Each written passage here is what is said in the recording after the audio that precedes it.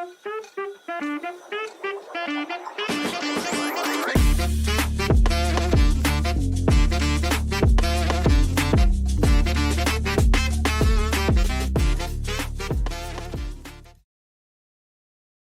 वालेकुम everyone. Last week हमने मियाँ साहब के साथ बात की थी एक leaked draft of 26 amendment of the constitution. आज हम बात करेंगे post 26 amendment in the constitution of Islamic Republic of Pakistan, और मियाँ साहब के साथ ये जानेंगे क्या ये वाकई में एलिजिडली अटैक है इंडिपेंडेंस ऑफ जुडिशरी पे या नहीं। अस्सलाम वालेकुम मियाँ साहब। वालेकुम सलाम। मियाँ साहब, लास्ट वीक हमने जो वीडियो की थी उसमें एक लीक ड्राफ्ट था, हमने उसकी प्रोज एंड कॉन्स को देखा और आपने बड़ा डिटेल में जाके बताया कि अगर वो ड्राफ्ट पास हो जाता है तो उसके क्या रिप्रिकॉशंस होंगे। अपेरेंटली 4 दिनों के अंदर अंदर ही 90 मिनट के अंदर अमेंडमेंट प्रपोज की जाती है, 90 मिनट के अंदर 2/3 मेजोरिटी से पास होती है, सेनेट से पास होकर नेशनल असेंबली रात 2 बजे पास होकर प्रेसिडेंट असेंट सुबह दे देते हैं, गैजेट में सेम डे आ भी जाती है। Now the 26 amendment is in force right now. कैसे देखते हैं आप इस अमेंडमेंट को? और जितने भी हमारे इंटेलेक्चुअल्स हैं, जितने भी हमारे जुडिशरी के हाई लेवल पे जो लोग हैं, वो ये बात करते हैं कि this is an allegedly an attack on the independence of judiciary. आप भी इस बात से मुत्तफिक हैं या नहीं? विशाल, उस पे जाने से पहले एक डिस्क्लेमर मैं दे दूं, और वो डिस्क्लेमर इस वजह से ज़रूरी है। अनफॉर्चुनेटली हमारी legal community, political community, social community इतनी ज़्यादा पोलराइज्ड हो गई हुई है कि अगर आप कोई एक साइड पिक करते हैं तो you are thrown into certain political pocket के जी आप इस वजह से इसको सपोर्ट कर रहे हैं, आप अगर उसके फेवर में बोल रहे हैं तो आप इस वजह से बोल रहे हैं। तो इस वजह से हमने यानी अमेंडमेंट को पास हुए हुए भी काफ़ी दिन हो गए हैं और इसके ऊपर बड़ी वेल रिसर्च्ड वो सारा का सारा इसको देखा है और कंपैरेटिव एनालिसिस हमने ड्रॉ किया है। तो इस वजह से हमारी कोई पॉलिटिकल एफिलिएशन नहीं है। इसको प्योरली लीगल पैरामीटर्स के ऊपर हम एवेल्युएट करेंगे in light of the case laws and comparative analysis from the Indian jurisdiction when it comes to case laws and what happened there as well. अच्छा, ये disclaimer देने के बाद मैं आपके सामने एक quick chronological chain of events रख देता हूं। सबसे पहली बात कि एक प्रपोज बिल जो है वो लीक होता है जिसके अंदर बहुत सारी चीजें मैसिव, तकरीबन कोई 56-57 के करीब अमेंडमेंट्स थी वो प्रपोज की जाती हैं। अच्छा, गवर्नमेंट इसको प्रपोज करने के बाद इसको लाना चाहती है पार्लियामेंट में, लेकिन वो नंबर पूरे नहीं होते। Immediately practice and procedure ordinance आता है जिसके तहत चीफ जस्टिस ऑफ पाकिस्तान को दोबारा से मास्टर ऑफ रोस्टर बना दिया जाता है, क्योंकि पहले प्रैक्टिस एंड प्रोसीजर के मुताबिक चीफ जस्टिस और 2 सीनियर मोस्ट जजेस आर द वन जो उस कमेटी को कॉन्स्टिट्यूट करते थे केसेस की अफिक्सेशन के लिए जहां पे constitutionality of any question of law was involve. अच्छा, उसको अमेंड करके फौरन से पहले काजी फाइज ईसा साहब जैसे ही वो अनाउंस होता है विद इन 25 मिनट्स और 30 मिनट्स उसमें से जस्टिस मुनीर अख्तर साहब को निकाल के जस्टिस अमीनुद्दीन खान साहब को उसके अंदर ऐड करते हैं और उसकी कमेटी की मीटिंग कन्वीन करते हैं। मंसूर अली शाह साहब एक लेटर लिखते हैं और वो कहते हैं कि चूंकि प्रैक्टिस एंड प्रोसीजर एक्ट को वैलिडेट किया था full court of the Supreme Court of Pakistan, लिहाजा इस ऑर्डिनेंस की वो वैल्यू नहीं है। अगर इस ऑर्डिनेंस को अडॉप्ट भी करना है तो आप सबसे पहले जो ये ऑर्डिनेंस है इसको जुडिशियल साइड पे या एडमिनिस्ट्रेटिव साइड पे फुल कोर्ट बना के उसके ऊपर डिलिब्रेशन करने के बाद एक डिसीजन लिया जाए कि जो मास्टर ऑफ रोस्टर के कॉन्सेप्ट जिसको हमने ख़त्म किया था वो दोबारा से ऐड कर दिया गया। खैर, उस लेटर के कॉन्सिक्वेंस में ये होता है कि जी एक मीटिंग कन्वीन की जाती है। उस मीटिंग के अंदर जस्टिस मंसूर अली शाह साहब शामिल नहीं होते क्योंकि उनके जो चीज़ थी कि जी फुल कोर्ट बुलाया जाए वो पूरी नहीं होती। वो प्रैक्टिस एंड प्रोसीजर कमेटी जो है चीफ जस्टिस काजी फाइज ईसा और जस्टिस अमीनुद्दीन खान के ऊपर बेस करते हुए अपना एक डिसीजन दे देती है, और उस डिसीजन के जो सबसे इंपॉर्टेंट चीज़ है जो यहाँ पे मैं बताना चाह रहा हूँ कि वो 63A के ऊपर जो पहले ऑलरेडी जजमेंट आपके सामने पॉप आउट हो जाएगी, इस जजमेंट के रिव्यू पिटिशन को फिक्स करती है 5 जजेस के पास, और उसके अंदर जस्टिस काजी फाइज ईसा साहब, अमीनुद्दीन खान साहब, उसके बाद क्या कहते हैं जस्टिस नईम अख्तर अफगान साहब, और ये उसको फिक्स कर देते हैं। अच्छा, उसको सुनने के बाद जिस किस्म की प्रोसीडिंग वो हुई वो आपके पास सब अवेलेबल है वो जजमेंट की रोशनी में, कि जहाँ पे बेंच के ऊपर भी एतराज़ किया गया, मंसूर अली शाह साहब के लेटर का भी रेफरेंस दिया गया, so on and so fourth. But जो बेंच था they went on with the proceeding और उन्होंने 63A का जो पहले की जजमेंट थी उस जजमेंट को सेटिसाइड करते हुए रिव्यू एक्सेप्ट कर लिया। और रिव्यू एक्सेप्ट करने के बाद उन्होंने इसके अंदर होल्ड किया, जो कि पहली जजमेंट के अंदर था, कि कोई भी बंदा अगर फ्लोर क्रॉसिंग करता है उसका वोट काउंट नहीं होगा। अब ये इस जजमेंट रिव्यू जब एक्सेप्ट होता है तो इसके अंदर ये होगा कि उसके कॉन्सिक्वेंसेस 63A5 में प्रोवाइडेड है कि वो डी सीट वगैरह हो जाएगा, अपील फाइल कर सकता है इलेक्शन कमीशन को, लेकिन उसका वोट जरूर काउंट होगा। और इसके फौरन बाद आपके सामने ये कॉन्स्टिट्यूशनल अमेंडमेंट प्रेजेंट की जाती है और इसके अंदर इसकी प्रेजेंटेशन से पहले बहुत ज्यादा डिलिब्रेशन होती है पॉलिटिकल पार्टीज के दरमियान, ये चीज निकालें, ये चीज ऐड करें। और इस डिलिब्रेशन के अंदर हर पॉलिटिकल पार्टी जो भी स्टेक होल्डर्स है वो अपना अपना रोल प्ले करते हैं और जो नहीं रोल प्ले करते वो भी इस सबके सामने। But any how crux of the matter is constitutional amendment जो ये प्रेजेंट कर दी जाती है और लॉ मिनिस्टर मिस्टर आजम नज़ीर तारड़ साहब इसको पार्लियामेंट नेशनल असेंबली के अंदर प्रेजेंट करते हैं और 2/3 मेजॉरिटी के साथ। अब 2/3 मेजॉरिटी के साथ ये 2/3 मेजॉरिटी अगर मौलाना फजलुर रहमान साहब की पार्टी मिल भी जाती तब भी पूरी नहीं होती।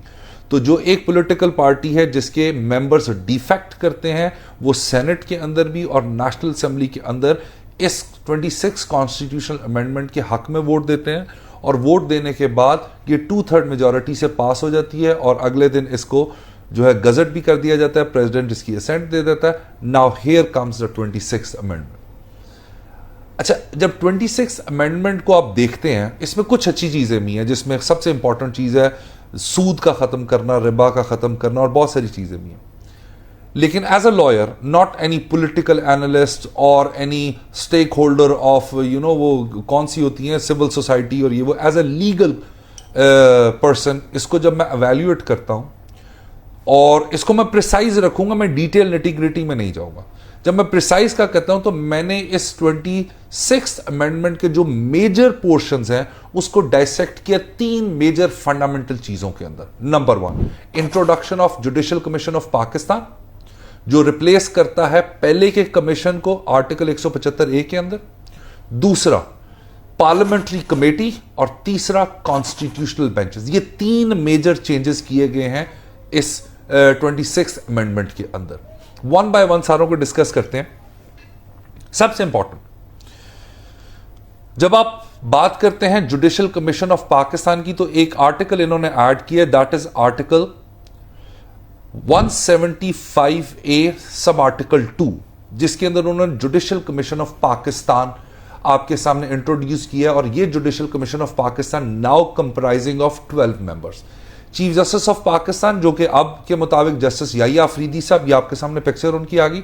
दूसरे नंबर पे इसके अंदर 3 सीनियर मोस्ट जजेस हैं, जस्टिस मंसूर अली शाह साहब, जस्टिस मुनीब अख्तर साहब, जस्टिस अमीनुद्दीन खान साहब।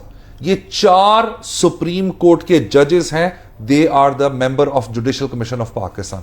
5वें इसके अंदर लॉ मिनिस्टर, 6ठे इसमें representative from the Pakistan bar council और उसके बाद इसके अंदर 4 लोग इन्होंने इंट्रोड्यूस करवाए हैं, 2 नेशनल असेंबली से, 2 सेनेट से, 2 ऑपोजिशन के, 2 क्या कहते हैं ट्रेजरी बेंचेस से।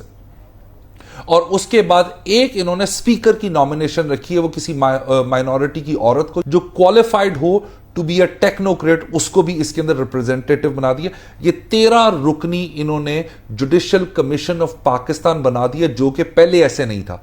पहले की कंपोजिशन के मुताबिक आपके पास चीफ जस्टिस ऑफ पाकिस्तान था, 2 सीनियर मोस्ट जजेस थे, रिस्पेक्टिव हाई कोर्ट के चीफ जस्टिस से, लॉ मिनिस्टर था, अटॉर्नी जनरल था और प्रोविंशियल सिनेरियो के अंदर मेंबर पंजाब बार काउंसिल के रेफरेंस से और एडवोकेट जनरल था। अब इसके अंदर इन्होंने ये कंपोजिशन, ये 13 लोगों की कंपोजिशन इन्होंने दी आर्टिकल 175(2) के अंदर। दूसरी इंट्रोडक्शन इसके अंदर इन्होंने की आर्टिकल 175A के अंदर आर्टिकल 3A ऐड किया। ये जब 3A ऐड किया तो इसके अंदर इन्होंने एक नई इंट्रोडक्शन किया पार्लियामेंट्री कमेटी की। ये 12 रुकनी पार्लियामेंट्री कमेटी होगी और ये पार्लियामेंट्री कमेटी क्या करेगी, इनकी कंपोजिशन क्या है, 8 members of the national assembly, 4 members of the senate. ये 12 लोग जो हैं किस चीज का इंतखाब करेंगे, 3 सीनियर मोस्ट जजेस of the Supreme Court of Pakistan के अंदर से कि वो उसको डिसाइड करेंगे कौन next chief justice of Pakistan होगा। पुरानी पोजीशन के मुताबिक यह था कि senior most becomes the chief justice of Pakistan, but इस कॉम्पोजिशन के मुताबिक ये जुडिशरी से खींच के पार्लियामेंट्री कमेटी के पास चलेगी, 12 रुकनी के पास, जो डिसाइड करेंगे कि कौन चीफ जस्टिस ऑफ पाकिस्तान होगा। अब उसके अंदर भी उसकी प्रोवाइजो को देखेंगे तो बड़ी एक कंफ्यूजन है, क्योंकि बहुत लूजली ड्राफ्टेड ये लेजिस्लेशन है, तो वो एक प्रोवाइजो वाली डिबेट और है, मैं भी उस डिबेट में नहीं जा रहा। तो ये आपके सामने पार्लियामेंट्री कमेटी आगे जो कि चीफ जस्टिस ऑफ पाकिस्तान का इंतखाब करेगी। तीसरी अमेंडमेंट इन्होंने की जो बहुत इंपॉर्टेंट है, that is in article 191A, that is constitution of, जिसे कहते हैं ना कॉन्स्टिट्यूशनल बेंचेस, कि कॉन्स्टिट्यूशनल बेंचेस बनाए जाएंगे। और इन कॉन्स्टिट्यूशनल बेंचेस को कौन बनाएगा? वही कॉम्पोजिशन 13 लोगों की जो मैंने आपको ऊपर बताई है, वही मेंबर डिसाइड करेंगे कौन ये जो आपके कॉन्स्टिट्यूशनल बेंचेस होगा इनका कौन हेड होगा। वहां पर डिफाइंड है कि सीनियर मोस्ट जो भी सिलेक्ट होंगे उसमें जो सीनियर मोस्ट होगा वो उस बेंच को हेड करेगा और ये कॉन्स्टिट्यूशनल बेंचेस बनाए जाएंगे। अब इन तीनों कॉम्पोजिशंस को आप देखें, चाहे वो जुडिशल कमीशन ऑफ पाकिस्तान हो, चाहे वो पार्लियामेंट्री कमेटी हो, चाहे वो आपके कॉन्स्टिट्यूशन ऑफ कॉन्स्टिट्यूशनल बेंचेस हो, इन तमाम जो चीजों को डील करता है वो आर्टिकल 175, क्योंकि सबसे ज्यादा चेंजेस आर्टिकल 175A के अंदर की गई। फॉर इंस्टेंस इन्होंने कहा कि जो चीफ जस्टिस ऑफ पाकिस्तान होगा और उसको जो पार्लियामेंट्री कमेटी जिसे सिलेक्ट करेगी, वहां पे 2/3 मेजॉरिटी चाहिए होती है। अगर आप इस कॉम्पोजिशन को कैलकुलेट करें, 13 लोगों की कैलकुलेशन करें, तो आपको मेजॉरिटी रूलिंग पार्टी, जो भी रूलिंग पार्टी होगी इस वक्त, अगर रूलिंग पार्टी पीपल्स पार्टी मुस्लिम लीग नून है, तो जो भी रूलिंग पार्टी होगी उसका कमांड एंड कंट्रोल होगी इस जुडिशल कमीशन ऑफ पाकिस्तान के ऊपर। Number 1, the biggest problem what I foresee is with this judicial commission of Pakistan कि अगर ये, क्योंकि यहां पे डिसाइड होना है वोटिंग के साथ, कि अगर आपने किसी को कॉन्स्टिट्यूशनल बेंच का हेड बनाना है तो वो सब कुछ डिसाइड होना है वोटिंग के ऊपर। अब जब आप वो वोटिंग की कैलकुलेशन करते हैं तो आपके जजेस जो है, जुडिशरी जो है, वो आपके सामने सिर्फ और सिर्फ चीफ जस्टिस ऑफ पाकिस्तान इसकी कॉम्पोजिशन में है, 3 सीनियर मोस्ट जजेस हैं 4, और 5वां इसके अंदर आपके पास आ जाता है जो कॉन्स्टिट्यूशनल बेंच का हेड होगा। अच्छा, यहां पे एक और चीज मैं आपको बताता चलूं। मेरा आर्ग्यूमेंट ये है कि जिस तरीके से इन्होंने इसको लेजिस्लेट किया है, ये जुडिशल कमीशन ऑफ पाकिस्तान बन ही नहीं सकता, क्योंकि one of the members of this judicial commission of Pakistan is the head of the constitutional benches, क्योंकि एक पोजीशन एक वोट उसका भी है। जब वो पोजीशन ही अवेलेबल, यानी वो अभी अपॉइंटमेंट ही नहीं किसी की हुई, और इस पूरी प्रोविजन के अंदर उसकी अपॉइंटमेंट का तरीकाकार भी वजह नहीं किया गया कि कौन कॉन्स्टिट्यूशनल बेंच का हेड होगा। And same goes for the high courts as well. That is one of the biggest problem. But अगर आप वोटिंग कैलकुलेशन करें तो आपको एक नजर आएगा इस प्रोविजन के इंसर्शन से कि एग्जेक्टिव्स ने, लेजिस्लेचर ने एक धावा बोल दिया है आपकी जुडिशरी एज इंस्टीट्यूशन के ऊपर, जिसके अंदर उन्होंने जजेस को माइनॉरिटी के अंदर कर दिया है और पाकिस्तान के अंदर जो एग्जेक्टिव्स और लेजिस्लेचर है उनको मेजॉरिटी में कर दिया है। तो ये पॉसिबल नहीं है कि ये इंडिपेंडेंस ऑफ जुडिशरी को इंश्योर करता हो। It in fact makes it compromise. For कैसे? अगर आप इसकी ओवरऑल एवेल्युएशन करें तो मैं आपको एक बात बताऊं कि पहले जो प्रोफेशनल लॉयर्स थे, जो एक हार्डकोर प्रोफेशनल लॉयर्स थे, वर्किंग लॉयर्स थे, वो अपने आप को डिसएसोसिएट रखते थे हमेशा पॉलिटिकल पार्टी से, कि उनके करियर के ऊपर किसी किस्म की ये जो है ना वो धब्बा ना लग जाए कि इसका ताल्लुक किसी खास पॉलिटिकल पार्टी से है, if they are aspirant for the elevation. जिसकी मैं एक क्लासिक एग्जांपल आपको देता हूं कि सलमान अकरम राजा साहब पैनामा केस में मियां नवाज शरीफ साहब के वकील थे, और अब इस वक्त जो लिटिगेशन हो रही है वो तमाम की तमाम लिटिगेशन जो है वो पीटीआई की तरफ से करने लगे हुए। इसी तरह सलमान सफदर साहब आपके सामने बहुत बड़ी एग्जांपल है कि उन्होंने दोनों पार्टीज को रिप्रेजेंट किया हुआ है when it comes to the litigation. ये प्रोफेशनल लॉयर की निशानी होती है। But having said that, by doing or by making this amendment they have literally compromised the independence of judiciary। कैसे? वो मैं अभी आके जाके किस किस तरीके से कॉम्प्रोमाइज होती है उस डिबेट में मैं बाद में आऊंगा। मैं आपके सामने एक कंपैरेटिव एनालिसिस रखता हूं। कंपैरेटिव एनालिसिस इस तरह है कि नकल के लिए भी ना अकल की जरूरत होती है। जो पाकिस्तान के अंदर हरकत की गई है इस 26वीं तरमीम के साथ, ऐसी हरकत इंडिया के अंदर ऑलरेडी 2013 में हो चुकी हुई है। लेकिन मैंने कुछ दिन पहले जब ये 26वीं आईनी तरमीम का प्रपोज बिल लीक हुआ था, मैंने एक रील बनाई थी कि आपके सामने इस वक्त वो रील चल जाएगी। अस्सलाम वालेकुम मियां साहब। वालेकुम सलाम। मियां साहब, ये आर्टिकल 63A के ऊपर एक रिव्यू पिटीशन पेंडिंग है, क्या इससे doctrine of basic structure of constitution पे कोई असर पड़ेगा? विशाल, ये थोड़ा कबल अज वक्त है अभी कहना, लेकिन what it appears from the TV news के जी ये 63A वाला रिव्यू एक्सेप्ट हो जाएगा। और अगर ये एक्सेप्ट हो जाता है तो कल जो बिलावल भुट्टो जरदारी साहब ने सुप्रीम कोर्ट के रिपोर्टर्स के साथ एड्रेस किया है, उसके अंदर उन्होंने बताया कि उन्होंने 26 अक्टूबर से पहले कॉन्स्टिट्यूशनल अमेंडमेंट लानी है। अच्छा, उस रिलेशन के अंदर आप देखें तो पाकिस्तान के आइन के आर्टिकल 239 सब आर्टिकल 5 और इंडियन कॉन्स्टिट्यूशन के आर्टिकल 368 के अंदर यह है कि कोई भी अमेंडमेंट आती है कम व्हाट में, then that can not be called into a question. तो पहली दफा इंडियन सुप्रीम कोर्ट ने, एक जर्मन प्रोफेसर थे, उनकी ये थ्योरी थी डॉक्ट्रिन ऑफ बेसिक स्ट्रक्चर की, आपके आइन के कुछ बेसिक स्ट्रक्चर है, उसको अडॉप्ट किया। तो ये जो कॉन्स्टिट्यूशनल अमेंडमेंट आएगी तो उसके बाद पाकिस्तानी सुप्रीम कोर्ट के अंदर बेसिक स्ट्रक्चर थ्योरी के ऊपर बहुत डिबेट होनी है। तो मैंने किया क्या है कि कुछ केसेस इंडियन ज्यूरिसडिक्शन से और कुछ केसेस पाकिस्तानी ज्यूरिसडिक्शन से जो डॉक्ट्रिन ऑफ बेसिक स्ट्रक्चर को डील करते हैं उनको जॉट डाउन कर दिए ताकि आप लोग उसको पढ़ लें, ताकि जब ये डिबेट जनरेट हो पाकिस्तान में तो आपको उसका कॉन्टेक्स्ट पता हो। बहुत सारे केसेस हैं।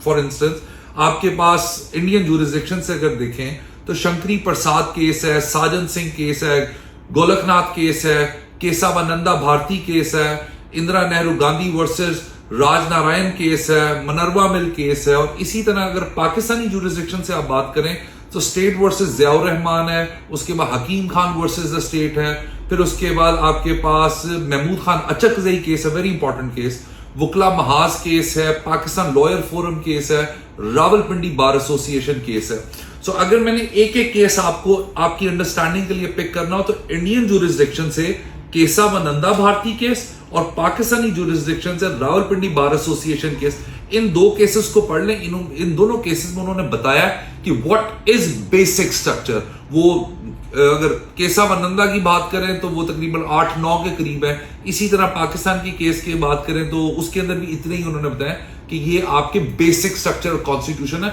और अगर कोई अमेंडमेंट बेसिक स्ट्रक्चर को चेंज करती है तो जो legislative enthusiasm by virtue of 368 और 239 सब आर्टिकल 5 के अंदर है, उसके ऊपर एक क्लॉग ये थ्योरी लगाती है, doctrine of basic structure. Thank you so much.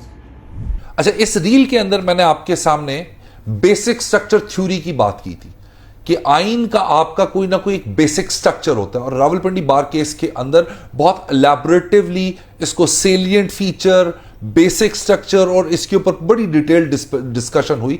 But basic structure theory जो इंडिया के कॉन्स्टिट्यूशन के अंदर थी, एग्जीक्यूटिव ने या लेजिस्लेचर ने जो इस 26वीं आईनी तरमीम के थ्रू पाकिस्तान में करने की कोशिश की है, सवाल यह काम खड़ा होता है क्या ये इंडिया के अंदर भी हुआ? यस। कैसे? ये आपके सामने पावर पॉइंट खुल जाएगी और मैंने कुछ केस लॉस की रोशनी में, जो कि अब आने वाले दिनों में इन्हीं केस लॉस के ऊपर जब ये 26वीं आईनी तरमीम चैलेंज होगी, यही केस लॉस आपके सामने रिप्रेजेंट यानी आपको सुप्रीम कोर्ट में सुनने को मिलेंगे और इन्हीं के ऊपर ज्यादा डिबेट होगी, क्योंकि ये एग्जैक्टली वही चीज है जो पाकिस्तान के अंदर 26वीं आईनी तरमीम के अंदर इन्होंने की। सबसे पहले आप देखें, इंडियन कॉन्स्टिट्यूशन का रेलेवेंट आर्टिकल है 124, ये पावर पॉइंट आपके सामने खुली हुई है, और दूसरा आर्टिकल है आर्टिकल 217। दोनों जजेस की अपॉइंटमेंट से रिलेटेड आर्टिकल है, प्रोविंशियल कोर्ट्स में, स्टेट कोर्ट्स में या सुप्रीम कोर्ट ऑफ इंडिया के अंदर। सबसे पहले क्या हुआ? सबसे पहले इंडिया के अंदर एक केस आया, SP Gupta versus union of India 1981, AIR 1982, supreme court 149। मैंने आप लोगों की कन्वीनियंस के लिए इस स्लाइड को और इस केस को 3 हिस्सों में डाइसेक्ट किया। सबसे पहले इसमें लीगल इशू क्या था, दूसरा क्रक्स ऑफ द मैटर क्या था, और फाइनली क्या कंक्लूड हुआ। 1981 के अंदर जो इसके अंदर लीगल इशू था वो ये था, the role of executives in judicial appointments and the extent of Jesus consultation powers in appointing जजेस of the High Court and the Supreme Court. This case challenged the practice where executive had significant control over judicial appointments and transfers. The petitioner argued for the greater independence of judiciary in this. और इसमें Indian supreme court ने अपनी power को forgo करते हुए एग्जेक्टिव्स को primacy award कर दी गई. The Supreme court ruled that the adjective had the primacy. और इसके बाद से सुप्रीम कोर्ट ऑफ इंडिया के अंदर अपॉइंटमेंट के लिए एग्जेक्टिव्स का एक बहुत रोल आता रहा. लेकिन इसके बाद दूसरा जजेस केस हुआ, विच इज सेकंड जजेस केस, और ये था supreme court advocate on record association versus union of India 1993 AIR 1994 supreme court 268. उसमें ये सवाल खड़ा हुआ, लीगल इशू ये था, whether the executives of the judiciary should have the final say in the appointment of judges to the higher judiciary.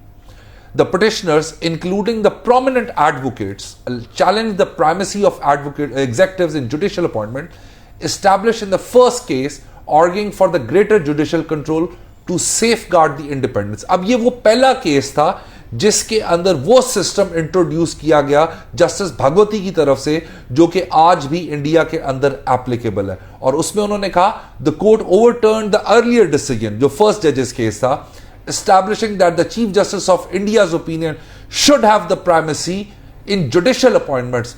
The judgment created the collegium system. ये collegium system था कि एक Chief Justice of Indian Supreme Court with two other judges, जो senior most judges थे, उनके साथ consultation करके recommend किया जाता था गवर्नमेंट को for the appointment of the judges of the state courts or the Supreme Court of India.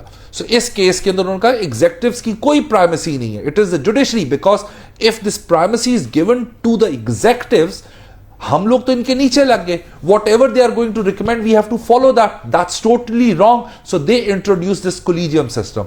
But what happened further, executive ने वही करना है, लेजिस्लेचर ने वही करना है जो 26वीं आईनी तरमीम में पाकिस्तान में किया गया. और पाकिस्तान कोई अनोखा मुल्क नहीं है. Every Tom, Dick and Harry would put the fingers on the establishment. ये establishment करा रही है, ये फलाने करा रहे हैं. ये एग्जेक्टिव और लेजिस्लेचर ने यही करना होता है. इंडिया में भी यही किया गया. तो हुआ क्या, फिर आपके सामने थर्ड जजेस केस आया, जो आपके सामने पावर पॉइंट खोल दिए मैंने. इस थर्ड जजेस केस के अंदर प्रेसिडेंशियल रेफरेंस फाइल किया गया before the honourable supreme Court of Pakistan, advisory jurisdiction, जो हमारे कॉन्स्टिट्यूशन के अंदर भी है. और वो रिपोर्टेड है AIR 1998 सुप्रीम कोर्ट 1 के अंदर. और वहां पे सुप्रीम कोर्ट ऑफ इंडिया से क्लैरिफिकेशन सॉर्ट की गई. ये आपके सामने पॉइंटेड है. Clarification of the process of consultation and functioning of the collegium system in judicial appointments. Crux of the matter, the president of India sought clarity on the functioning of the collegium system, particularly whether the chief justice individual opinion was sufficient or if a larger consultation process was needed. The Supreme Court India expanded, जो पहले मैंने आपको बताया कि senior most chief justice of India with senior most 2 जजेस. अब इसके अंदर उन्होंने क्या किया, कोलिजियम को 5 जजेस के ऊपर ले गए.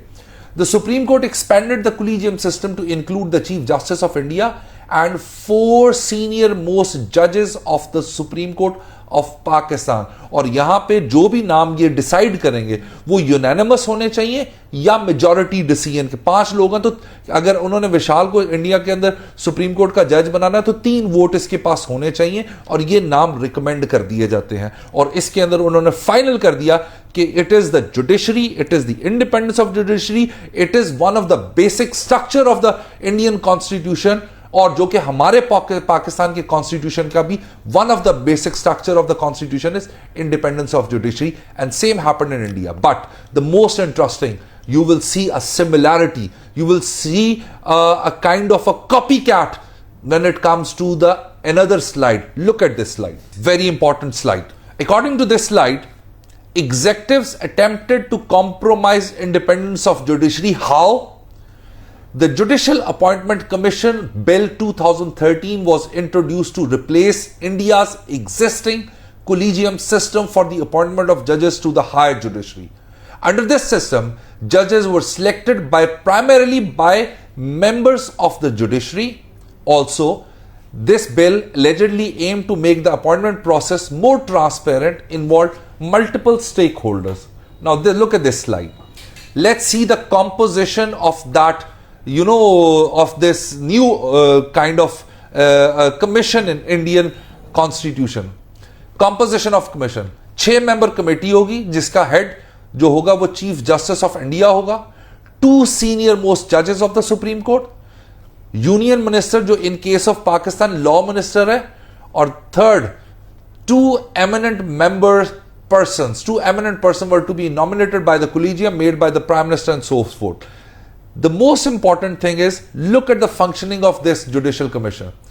It recommends the appointments to the Supreme Court and High Courts, make a recommendation for transfer of judges between the High Courts. That's exactly what was available in the Pakistani leaked draft.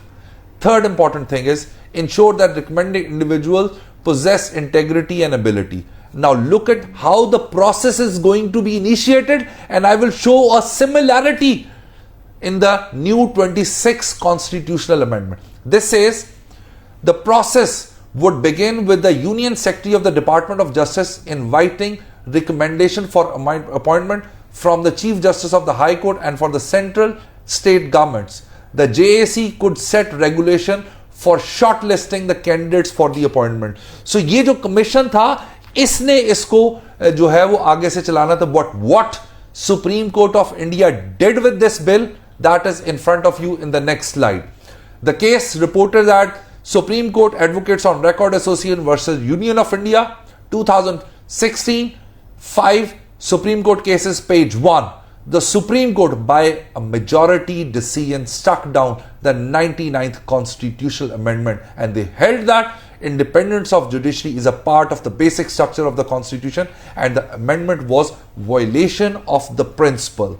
Now, what a kind of a similarity in 26th amendment you will see in article 175A, and a new provision which is added by clause 23, which is in front of you. That clause 23 says, for each anticipated or actual vacancy of a judge in the Supreme Court, the Chief Justice of the Federal Shariat Court, the Chief Justice of the High Court, a judge in the Federal Shariat Court, or a judge in the High Court, any member of the commission, 13 रुकनी members में से ये law minister भी हो सकता है, ये वो parliamentarian भी हो सकते हैं, ये वो स्पेशली नॉमिनेटेड बंदा जो स्पीकर कर रहा है वो भी हो सकता है, ये उसके बाद डेजिग्नेटेड कॉन्स्टिट्यूशनल बेंच का हेड जज भी हो सकता है, ये चीफ जस्टिस ऑफ पाकिस्तान भी हो सकता है, ये 3 सीनियर मोस्ट जजेस भी हो सकते हैं.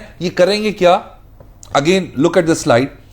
Any member of the commission may give nomination in the commission for the appointment of such vacancy, meaning thereby you go hunky-dory with any political party having a majority, or if it's the opposition, if you're a member of that political party or you have good legions in that political party, you can enforce them, put my name for the elevation.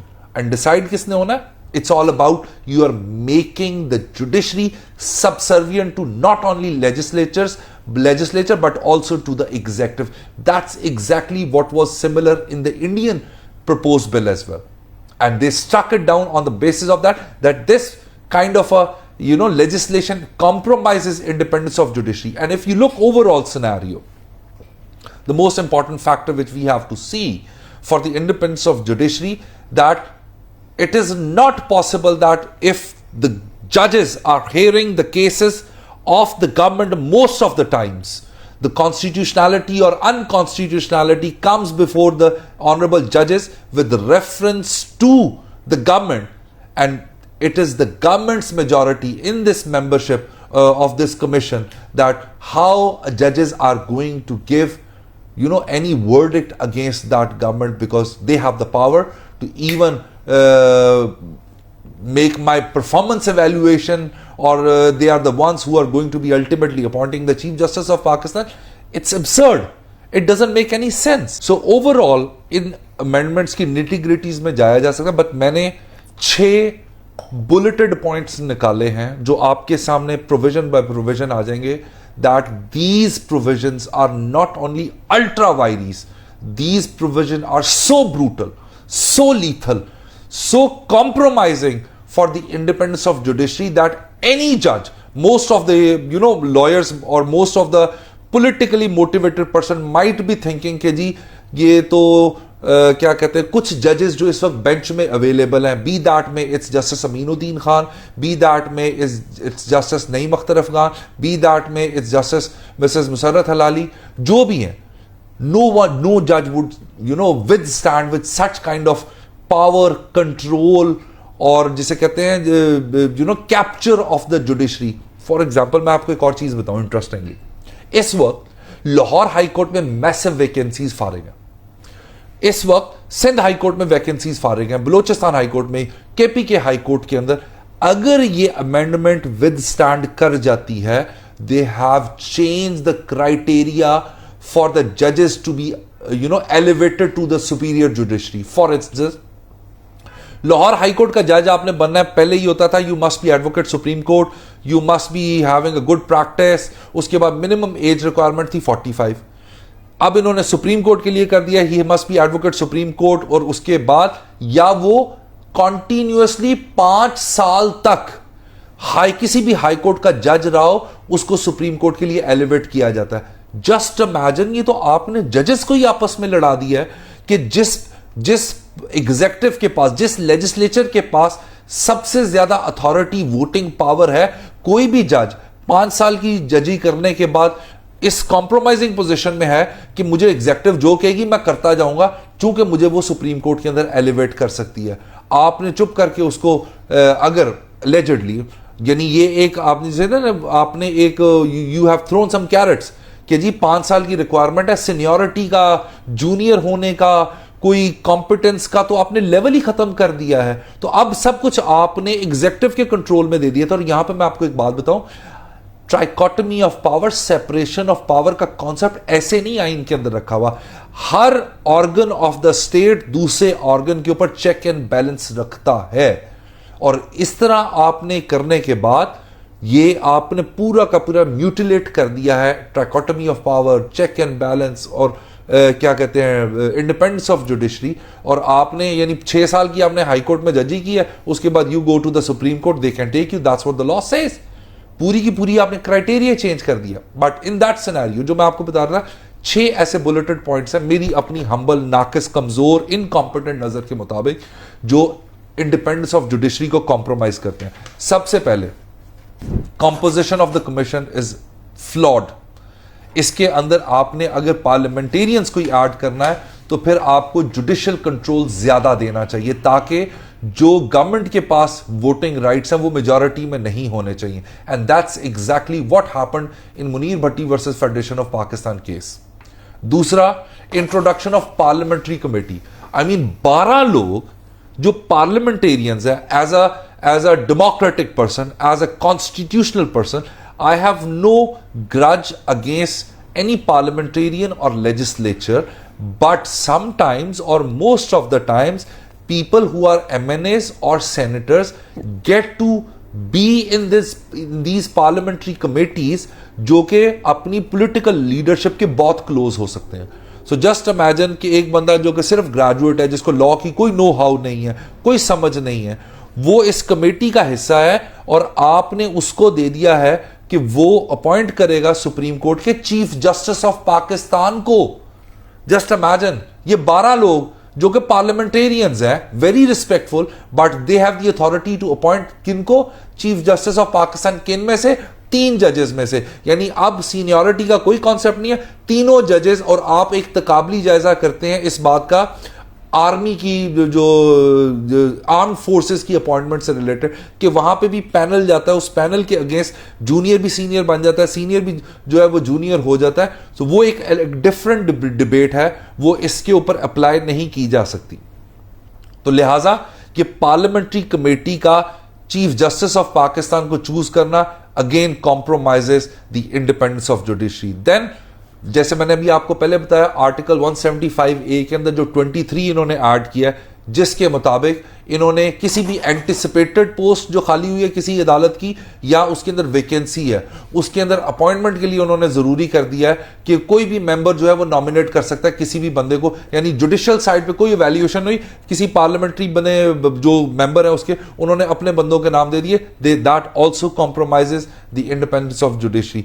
Further the fourth point is 177(2), the criteria for the appointment of judges, that also compromises the independence of judiciary. Anyone who is junior in rank is more vulnerable to get close with the government, executives or legislature for the sake of elevation to the superior court. That is also wrong. फिर उसके बाद इसी commission के पास आपने इख्तियार दे दिया for the performance evaluation, यानी ये बिल्कुल उसी तरह हो गया जिस तरह सेशन जज सिविल जजों के ACRs वगैरह लिख रहे होते हैं। हायर जुडिशरी के अंदर अपॉइंटमेंट्स जो होती हैं दे आर कंसिडर्ड दुनिया के अंदर that they are the person जो कि कानून के अंदर बहुत एक्सपर्ट होते हैं, जिनका एक्सपीरियंस बहुत ज्यादा होता है, और आपने उनकी परफॉर्मेंस एवेल्युएशन का इख्तियार पार्लियामेंटेरियंस को दे दिया उस कमेटी के अंदर। जो 6 पॉइंट है that is insertion of article 1A in article 199 that also compromises the independence of judiciary. Now if you make a comparative analysis of the जिसे कहते हैं ना attempt bye not attempt it actually happened by the way कि whatever is now 26th amendment is part and parcel of the constitution as of now.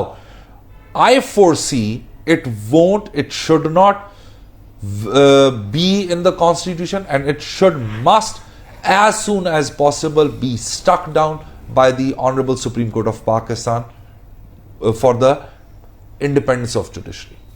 अच्छा sir, इसमें आपने जैसे 199 के प्रोवाइजो की बात की है, सेम प्रोवाइजो 184 के अंदर भी लेकर आए। उस प्रोवाइजो में ये बात करते हैं कि कोई भी अब सुप्रीम कोर्ट एक तो सू मोटो नहीं लेगी, दूसरा जो विशाल जी यहीं पे रोक जाओ, पहले सुओ मोटो का वर्ड है नहीं, सू मोटो का वर्ड कॉन्स्टिट्यूशन में कहीं भी नहीं, 26वीं तरमीम में ऐड कर दिया गया सुओ मोटो, और उसको डिफाइन तो नहीं किया गया कि सू मोटो होता क्या है। अगर प्रैक्टिस देखे जाए तो जो आज खुद सुप्रीम कोर्ट मैटर ले लेती थी, अब इन्होंने स्पेसिफिकली कह दिया कि कोई सू मोटो नहीं होगा।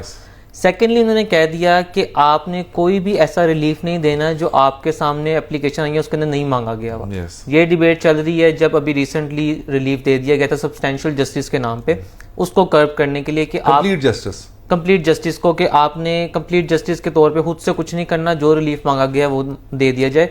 सेम एम्बार्गो लगाया गया हाई कोर्ट्स के ऊपर भी। बट आपने और मैंने जब भी हमने और मेजोरिटी ऑफ लॉयर्स जब पिटिशंस फाइल करते हैं, we write a prayer, any other relief which the honorable court deems fit and appropriate may also very graciously be granted in the interest of justice and equity. अब यही तो power complete justice की है। अगर मैं लिख देता हूँ और अदालत वो रिलीफ देना चाहे तो क्या ये कॉन्स्टिट्यूशनल अमेंडमेंट तब भी उसके ऊपर बार लगाती है? विशाल देखो मेरी बात सुनो, अगर आप हिस्टोरिकली देखो, वन मस्ट और एन ऑनेस्ट पर्सन, और जब आप बात करते हैं ना कि आपने कानून के मुताबिक इसको इवैल्यूएट करना है, ट्रस्ट मी, क्या 184(3) का गलत इस्तेमाल नहीं हुआ? बिल्कुल हुआ। और जब हम प्रोफेशन में आए थे, मैंने अपने इस 18 साल के करियर में 4 बड़े चीफ जस्टिस देखे हैं। इफ्तिखार चौधरी साहब को देख लें, उसके बाद आप देखते हैं मियां साकिब निसार साहब को देखते हैं, उसके बाद आप उमर अता बंदयाल साहब को देखते हैं, और उसके बाद आप काजी फाइज ईसा साहब को देखते हैं। क्या इफ्तिखार चौधरी साहब के दौर में इस 184(3) की मिसयूज और अब्यूज नहीं हुआ? बिल्कुल हुआ। क्या मियां साकिब निसार साहब के दौर में इसका मिसयूज और अब्यूज नहीं हुआ? बिल्कुल हुआ होगा। उमर अता बंदयाल साहब ने, if I am not wrong, कि शायद उन्होंने नहीं लिया था कोई, या एक आधा उनका है suo motu, I am not sure, but क्या 184(3) का मिसयूज और अब्यूज नहीं हुआ? बिल्कुल हुआ। अच्छा, चूंकि काजी फाइज ईसा साहब के आने के बाद ये मैटर्स प्रैक्टिस एंड प्रोसीजर के अंदर चला जाता था, तो वो कमेटी से होके आना होता था, तो इस वजह से वो एप्लीकेबल नहीं होता था। बट जो बात आप कहना चाह रहे हो, I totally agree with this on this point, कि जब आप एनी अदर रिलीफ देते हैं तो फिर कुछ ऐसा रिलीफ जो नहीं भी मांगा, अदालत के पास इख्तियार है वो आपको देने का, क्योंकि ultimately it is the judiciary, it is the जज, it is the court which has to solve the dispute between the parties. और कुछ ऐसा substantive justice या complete justice करना पड़े वो कर सकती है, लेकिन उसके यानी लेजिस्लेटर्स ने या एग्जेक्टिव ने जो इनकॉर्पोरेशन की है, उन्होंने उस मिसयूज और अब्यूज को देखते हुए किया है और वो हुआ है। One should be very fair to that fact कि जी नहीं हुआ, बिल्कुल हुआ, बिल्कुल इसका मिसयूज और अब्यूज हुआ है। अच्छा, अब उसी कॉन्टेक्स्ट के अंदर आप देखेंगे तो लास्ट टेन्योर काजी फाइज ईसा साहब का देख लें तो मुझे कुछ ज्यादा कहने की जरूरत नहीं है। आपकी लाइव फीड्स को उठा के देख लें जो सुप्रीम कोर्ट की वेबसाइट के ऊपर पड़ी है, you will come to a conclusion कि what he did is also a kind of a vendetta what Iftikhar Chaudhry साहब had for the Peoples Party, Mian Saqib Nisar had for the PMLN और Qazi Faez Isa had for the PTI। So it goes by that. But हम लोग ऐसे institution बात करते हैं।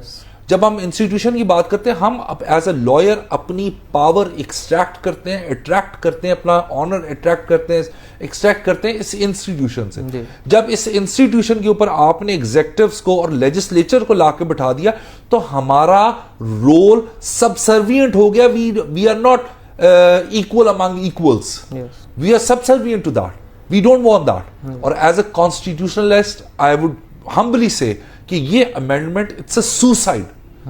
It's a suicide. And I was looking at the article Dawn के अंदर publish होता है कार्टून जिसमें उन्होंने एक ऐसी झोंपड़ी सी बनाई है, उसके नीचे 3 पिलर और 2 पिलर बड़े सॉलिड खड़े हैं, एग्जेक्टिव का भी और लेजिस्लेचर का, और एक पिलर जो अपना कद छोटा कर चुका हुआ है और वो कद छोटा इस 26वीं आईनी तरमीम की वजह। और इस तरमीम को आप देखें, it's purely and purely judicial as a institution specific तरमीम, जिसके अंदर many parliamentarians in TV they said we had cut this institution to its size और वो that is I can't stand with it। अच्छा, आपने एक चीज पे गौर किया हो कि जब सू मोटो की बात हो रही थी तो सू मोटो का वर्ड पहले कभी इस्तेमाल हुआ नहीं कॉन्स्टिट्यूशन में। सुप्रीम कोर्ट 184(3) की पावर इस्तेमाल करती थी, हाई कोर्ट के पास सू मोटो की पावर कभी थी भी नहीं। फिर भी हुकूमत ने या जब ये अमेंडमेंट पास हुई है, इट शोज द डेस्परेशन के 199 के प्रोवाइजो में स्पेसिफिकली डाला गया कि हाई कोर्ट ने कोई सू मोटो पावर इस्तेमाल। विशाल, अभी देखो ना, मैं आपको एक बात बताऊं, वहां पे एक प्रोविजन है आर्टिकल 199 1C वाली जी। उस डोमेन के अंदर उन्होंने टारगेट करके सू मोटो लिख दिया इसको, हालांकि ये है नहीं। But the most crucial thing is कि जो केस लॉज मैंने इंडिया से आपको दिए और जो मैंने रील के अंदर आपके सामने केस लॉज चलाए थे, इन केस लॉज को जब आप देखें तो एवेल्युएट करें तो ये देखना पड़ेगा कि अब आगे जाके ये किस तरह जो है तरमीम के ऊपर आगे डिबेट होती है। इसकी अगर आप निटिग्रिटीज में जाएं, इसके कंटोर्स में जाएं, बहुत प्रॉब्लम है। ग्रामेटिकल मिस्टेक्स हैं, पंक्चुएशन की मिस्टेक्स हैं, वो जो प्रोवाइजो वाली डिबेट बताई है, फिर कॉन्सेंट लेना, कॉन्सेंट देना, फिर उसके बाद रिमाइंडर इन पोजेशन वाली जो डिबेट है कॉन्स्टिट्यूशनल प्रिंसिपल्स के ऊपर, जब आप इन सारी चीजों को देखते हैं तो it's an absurd drafting, honestly absurd draft. अगर ये अब्सर्ड ड्राफ्टिंग ना होती तो मिनिस्ट्री ऑफ लॉ ने कल एक क्लैरिफिकेशन दी है regarding his lordship mister justice Jamal Khan Mandokhel के अगर कोई बंदा उस कमीशन में से कॉन्स्टिट्यूशनल बेंच का हेड बनता है तो फिर तीसरा जो सीनियर मोस्ट जज होगा कमीशन के अंदर वो 4th इन लाइन ऊपर आ जाएगा। So that shows the poorly drafted this legislation। जैसे poorly drafted का एक मसला ये भी हो सकता है timing of the proposed amendment। Vishal, honestly एक बात बताऊं, देखो पॉलिटिकली मोटिवेटेड चीजें कब नहीं हुई, फैसले गलत भी होते हैं। फैसले मैं आपको बताऊं 63A पे बहुत कमाल का फैसला लिखा है जस्टिस मुनीब अख्तर ने, बट माजरत के साथ मेरे इनकॉम्पिटेंट, नालायक और इनसफिशिएंट नॉलेज की बेसिस पे मैं समझता हूं कि that was reading into the constitution. On the contrary जो रिव्यू एक्सेप्ट हुआ है that is also beyond my understanding कि आपने 4 लाइनों के अंदर का रिव्यू एक्सेप्टेड, डिफेक्टेड मेंबर्स और 26वीं आईनी तरमीम पास होगी। और मुझे समझ नहीं आती, ऑनेस्टली मेरा बहुत छोटा सा तजर्बा है, हाउ कैन एनी जज विदस्टैंड दिस कॉन्स्टिट्यूशनल अमेंडमेंट जिसके अंदर माजरत के साथ आपको सबसे एक इंटरेस्टिंग चीज बात बताऊं जी सर, इस आर्टिकल 175A के आर्टिकल 2 को देखें जो ऐड हुआ है, जो कंपोजिशन ऑफ कमीशन को बताता है। अगर ये कमीशन चाहे, क्योंकि मेजॉरिटी से डिसीजन होना है, तो ये चीफ जस्टिस ऑफ पाकिस्तान को उस कॉन्स्टिट्यूशनल बेंच में नहीं आने दे सकता। अच्छा, फॉर इंस्टेंस अगर याया अफरीदी साहब ये कहते हैं कि जी I want to be member of this constitutional benches, और ठीक है वोटिंग कर लेते हैं। अब वोटिंग की कैलकुलेशन जब आप करें तो उसके अंदर गवर्नमेंट होल्ड्स द मेजॉरिटी, और जिस बंदे को वो कॉन्स्टिट्यूशनल बेंच का हेड बनाना चाहते हैं वो जूनियर इन लाइन होगा, but he will become the constitutional bench. No this postulation of this amendment creates a court within a court. यानी जितने इंपॉर्टेंट मैटर्स हैं वो सारे के सारे कॉन्स्टिट्यूशनल बेंच के अंदर जाने हैं जी। अब जब वो कॉन्स्टिट्यूशनल बेंच के अंदर गए हैं तो जो चीफ जस्टिस ऑफ पाकिस्तान है वो तो फिर एक पोस्ट ऑफिस के लिए रह गया हुआ है, या वो एक सेशन जज की तरह सिविल, क्रिमिनल, टैक्सेशन, कॉर्पोरेट के जो प्रोसीजरल मैटर्स होते हैं उनको डील करने के लिए जो इंपॉर्टेंट क्वेश्चन ऑफ लॉ होते हैं। हालांकि बहुत सारे लोगों को यह भी पता होना चाहिए कि सुप्रीम कोर्ट में जितनी भी पिटिशंस होती हैं majority are pertaining to the question of law in which directly और indirectly constitutionality is involved. So for that reason this is beyond understanding. अच्छा सर, अभी इस जैसी अमेंडमेंट पास हुई सबसे पहले एक्शन ये किया गया regarding the posting of the new chief justice. अब नाउ जब हम जस्टिस मंसूर अली शाह साहब को लाहौर हाई कोर्ट में देखा, I was a law student at that time, you were practicing lawyer, मेरी पहली रिपोर्टेड जजमेंट उनकी हाँ उनकी। So we had very high hopes. I am not saying that we are not very comfortable with justice Yahya, he is also very respectable to us, but for justice Mansoor Ali Shah साहब, he has spent all his life, his sweat, tears and all his efforts to reach to that point जहाँ पे कुछ दिन बाद ही was to become the Chief Justice of the Supreme Court of Pakistan, and as a legal fraternity, part of the legal fraternity, we had very high hopes कि बहुत सारी positive changes आएंगी, बहुत सारे जो केसेस इस टाइम पेंडिंग पड़े हुए हैं उनके डिस्पोजल की तरफ चीज़ें जाएंगी, बहुत सारी चीज़ें जो कन्वेंशनल मेथड पे चल रही हैं वो AI और IT के सॉल्यूशंस की तरफ जाएंगी, बहुत सारी चीज़ें जो पेंडिंग पड़ी हैं वो ADR के सॉल्यूशन की तरफ जाएंगी। कुछ नहीं हुआ, अचानक एक जूनियर जज को वोटिंग के थ्रू आप चीफ जस्टिस बना। अच्छा मैं आपको एक बात बताऊं, देखो शायद आपके नॉलेज में ना हो कि मंसूर अली शाह साहब और जस्टिस आफरीदी साहब जो थे, they were the partners. I had no, they were the partners in the law firm with Athar Minallah साहब। ओके, सो ये एक फर्म थी, कंबाइंड फर्म थी, and they are very good friend as well. Both are HSonians, both are foreign qualified. अच्छा, अब रही बात जो आपने बात की है कि राइट मंसूर अली शाह साहब का था और या अफरीदी साहब को कर दिया गया। देखो मेरी बात सुनो, I don't know for what reasons government had the apprehension कि जी, और या ये एप्रीहेंशंस क्रिएट की जाती हैं, ये एप्रीहेंशंस बनाई जाती हैं, लॉबिंग होती है, नैरेटिव सेट किए जाते हैं। हालांकि जो बंदे, इवन आप अगर पॉलिटिकल पार्टीज की बात करें, मेजॉरिटी ऑफ PMLN के जो टॉप लीगल माइंड्स हैं या पॉलिटिकल माइंड्स हैं, they are very comfortable with Mansoor Ali Shah साहब। Peoples Party goes for the same thing, PTI goes for the same thing, even JUI goes for the same thing.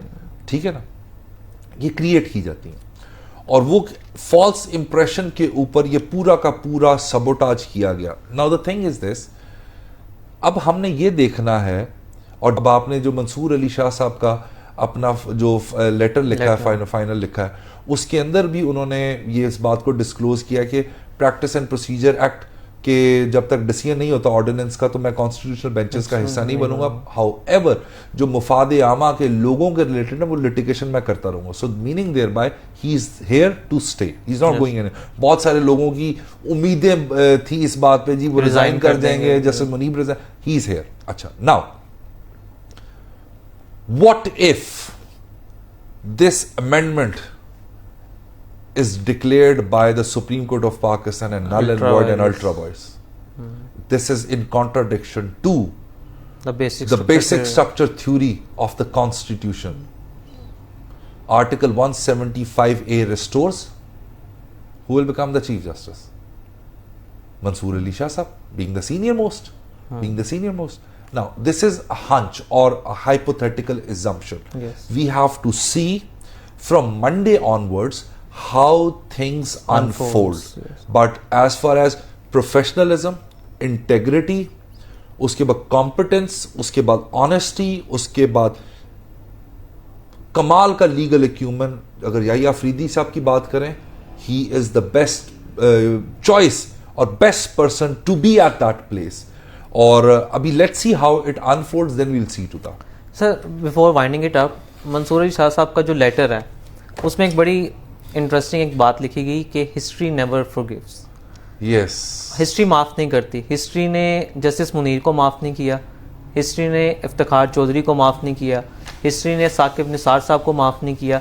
आपको लगता है कि हिस्ट्री काजिफ अजीज़ा को माफ़ कर देगी? Vishal, I am too little to comment upon it, honestly I am too little to comment upon it. However आप किसी भी जज को उसकी पर्सनल एफिलिएशन की बेसिस पे नहीं, उसके लीगल एक्यूमन और उस जजमेंट्स के ऊपर एवेल्यूएट करते हैं।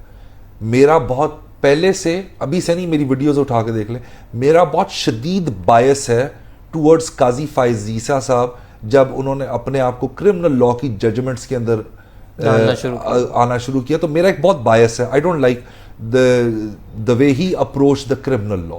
सो इस वजह से मैं अगर कुछ बात करूंगा तो वो मेरी प्रेजुडिस और बायस के ऊपर बेस करती होगी।